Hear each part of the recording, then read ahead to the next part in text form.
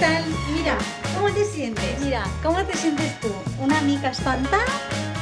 No massa bé o super bé? Súper bien.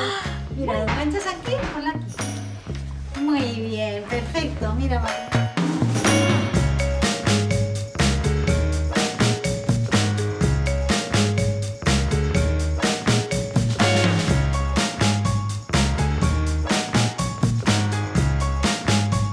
Hola, mi nombre es Marian, soy odontopediatra y os tengo que contar que la infancia es la etapa perfecta para enseñar unos correctos hábitos de higiene oral y así prevenir diversos problemas bucodentales en el futuro.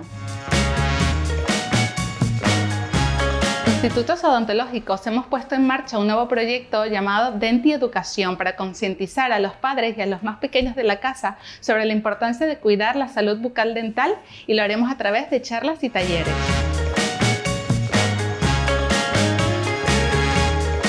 En odontopediatría, la oclusión o valoración de la mordida desde muy pequeños es fundamental para que los niños puedan desarrollar una dentición saludable y así evitar desarrollar maloclusiones y problemas respiratorios. Què entrant en ahir